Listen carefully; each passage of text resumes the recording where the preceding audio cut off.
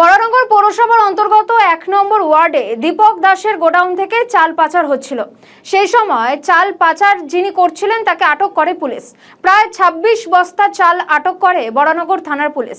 বরানগরে BJP নেতৃত্বদের উদ্যোগে এই হওয়া চালকে উদ্ধার করা হয়েছে।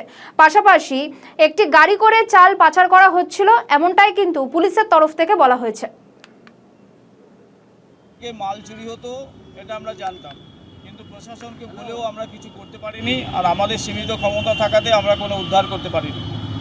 কিন্তু আজকে ২৬ বস্তা এরকম রেশনের চাল ১ নম্বর ওয়ার্ডে দীপক দাসের গোডাউন থেকে বেরিয়েছে, একটা গাড়িতে লোড করে আরেকজনকে বিক্রি করা হয়েছে।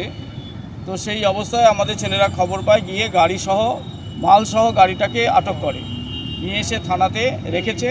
এখন থানায় কমপ্লেন করা হলো। প্রশাসনের কাছে অনুরোধ, এই যে মাল এবং এই দীপক দাসের যাতে উপযুক্ত ব্যবস্থা হয়, তার লাইসেন্স ক্যান্সেল হয়, যাকে বিক্রি করা হয়েছে, যে চুরি মাল কিনেছে তারও যেন ব্যবস্থা হয়, এবং যার গাড়িতে করে মালটা যাচ্ছে তারও যেন ব্যবস্থা হয়। প্রশাসন তো কড়াকড়ি থাকা সত্ত্বেও এই ঘটনাগুলো ঘটছে, কী বলবেন? দেখুন, অ্যাকচুয়ালি প্রশাসনে যত পুলিশ থাকা দরকার তত পুলিশ নেই এখানে, এটা একটা শর্টেজ আছে।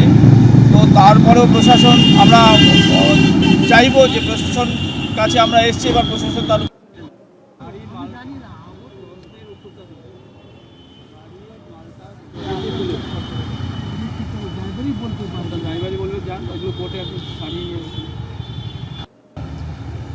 আপনার গাড়ির বিরুদ্ধে অভিযোগ আসছে রেশন দোকানের চাল চুরি করা হচ্ছে, কি বলবেন? আমি তো জানি না, যে ড্রাইভার চালাচ্ছিল ওই জানে, আমি কি করে বলবো। কীভাবে খবরটা পান আপনি? আমাকে তো এই ফোন করলো, ফোন করে কী বলা হলো? বললো কার গাড়ি থানাতে ধরে নিয়ে গেছে। এরকম কি আগেও কি এরকম ঘটনা ঘটেছে আপনাদের সাথে? না, কোনো দিন না। আচ্ছা, এখন আপনি কি কি কি মানে কথা বলছেন, বিষয় দিয়ে কথা বলুন কি? না, আমি তো এসছি এখন, আমি জেনেছি এখন এসছি। আপনার বাড়ি কোথায়? আলমবাজার। আপনার নাম?